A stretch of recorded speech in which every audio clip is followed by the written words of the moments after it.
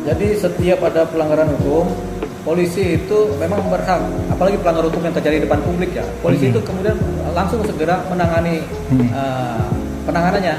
Nah, kita dapati Polres Sukabumi ini tangkap dia cepat menangani ini AKBP Samian kan, itu Kapolresnya kan, ini teman kita juga nih dia. Jadi cepat menangani dan sigap begitu, sehingga kita rasa ini kemudian tidak berlarut-larut ya. Hanya saja kan ini kan pelakunya banyak.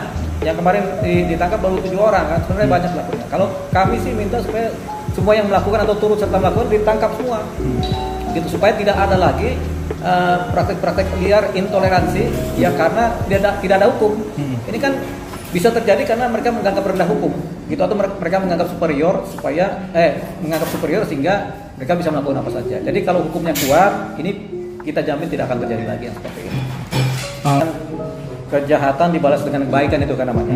Ada kejahatan yang dilakukan oleh orang-orang yang merusak, ada kebaikan yang diberikan oleh Deddy Mulyadi, tapi ada kebaikan juga yang diberikan oleh korban, gitu, sehingga korban kemudian menyumbangkan inilah yang disumbangkan Deddy, disumbangkanlah kepada masyarakat lagi, dikembalikan kepada masyarakat kan.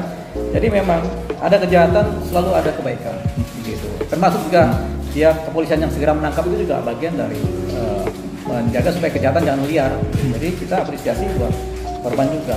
Korban ini kan tentunya dia punya ilmu kasih kan, ilmu kasih, sehingga dia dengan kasihnya dia kemudian legowo menerima segala macam keadaan, tidak dendam, tidak apa, dan bahkan ada sumbangan pun ya sudahlah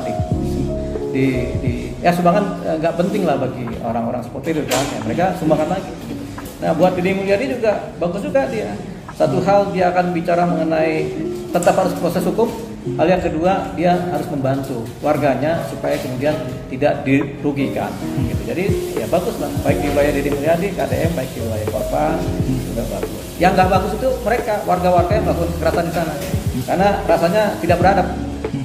Nggak ada agama yang mengajarkan kekerasan. Kalau agama ada yang mengajarkan kekerasan, ya kita pertanyakan agama. Ya tentunya korban kan punya pandangan berbeda ya, tidak serta-merta kemudian ribut atau apa. Mungkin ilmu kasihnya juga tinggi banget, atau belajar agamanya juga tinggi, jadi dia ya tidak mengharapkan dari dunia, mengharapkan dari duniawi, tapi tidak mengharapkan duniawi, tapi mengharapkan surgawi.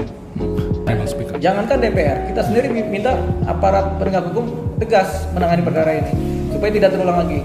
Gak cuma 7 orang, karena di lokasi ada banyak pelakunya. Itu lebih dari 20 orang itu, ribut-ribut itu. Jadi itu semua ditangkap, termasuk siapa provokator, siapa di belakang layar, siapa pimpinannya, dan ajaran apa yang mereka pegang itu, sampai begitu. MUI harus mengecam, MUI, PGI, semua wali-wali agama harus mengecam, karena tidak ada agama yang mengajarkan kekerasan. Tidak ada agama yang mengajarkan sentimen kebencian, sebenarnya tidak ada.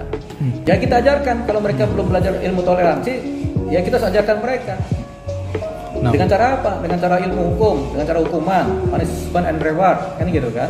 Kita ajarkan mereka. Nah, inilah pentingnya pimpinan-pimpinan wilayah, wali kota, bupati, atau pejabat-pejabat Pemda atau kepala desa, itu penting mereka harus sadar tentang toleransi ini. Patut diingat, di sebelah timur yang mayoritas agamanya beda, yang di sebelah barat beda juga yang mayoritas. Jadi itu penting. Indonesia ini negara kesatuan, bukan negara agama. Apa bang? Ya pasal pengeroyokan dong. Pengeroyokan dengan kekerasan. Selain atau itu, perusakan. Dan perusakan. Hukumannya berapa bang? Hukumannya 4-5 tahun, makanya ditahan kan. Ditahan. Nah mungkin dari abang sendiri ada saran dan pesan gak sih untuk kedepannya mungkin hal ini gak terjadi? Ya kedepannya setiap ada tindakan-tindakan intoleransi harus aparatur negara, yaitu kepolisian, cepat menangani. Baik dengan adanya laporan masyarakat atau laporan korban, maupun dengan adanya laporan pendapatan internal dari kepolisian. Jadi yang paling penting sekarang kalau perkara seperti ini adalah laporan pendapatan. Jadi polisi mengetahui adanya suatu tindak pidana, segera dia memproses secara hukum. Pada kemarin itu disayangkan banyak beberapa polisi ada di tempat tapi tidak melakukan apa-apa. Gitu. Hanya menonton saja. Itu harusnya mereka cepat telepon aparatur yang lain, anggota yang lain supaya merapat untuk menangkap mereka semua pelaku kekerasan. Berarti menurut abang di sana ada polisi tapi mereka cuma ya itu kita tegur polisi-polisi yang tidak bekerja secara baik gitu. Harusnya kan mereka koordinasi melakukan penangkapan, bukan malah menonton gitu. Oke bang. Kalau untuk langkah Deddy sendiri tepat gak sih bang? Sudah tepat ya, sudah responsif secara cepat. Oke, cukup.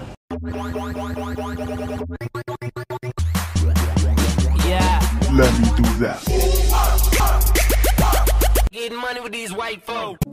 Halo sahabat Aisyah Channel, kasus intoleransi yang terjadi di Sukabumi kembali menyita perhatian publik.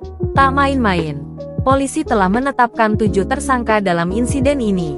Di tengah sorotan itu, mantan kuasa hukum Baradae, Deolipa Yumara, melontarkan pernyataan pedas yang langsung jadi bahan perbincangan hangat.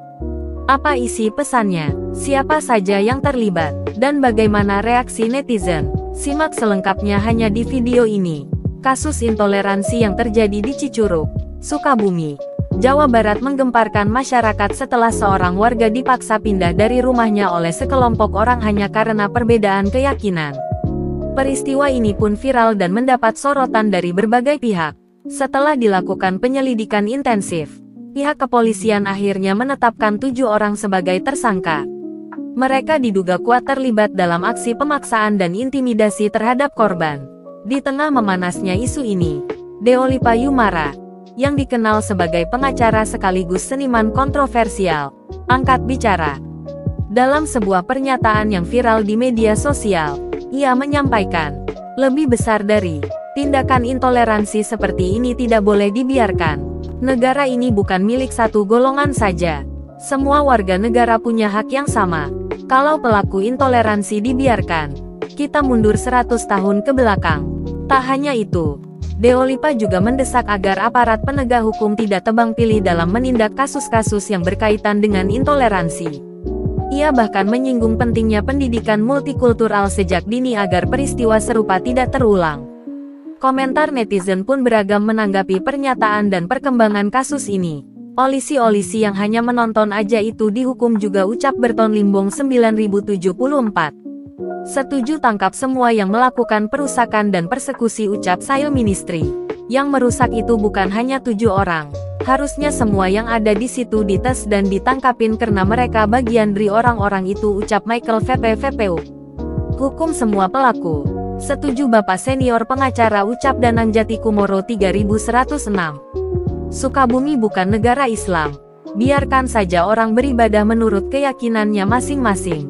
Harus dipenjara perusak villa yang dijadikan retreat anak-anak, ucap Manihardi 2417. Tolong bang, kelakuan ini terus-menerus dilakukan karena dengan minta maaf selesai, tapi semua udah rusak. Apa mereka mau ganti? Dan mental anak-anak diganggu dengan cara yang tidak kita mengerti, ucap Elaine Darmawan 84438. Kasus intoleransi di Sukabumi membuka mata banyak orang bahwa persoalan keberagaman masih jadi tantangan serius di Indonesia.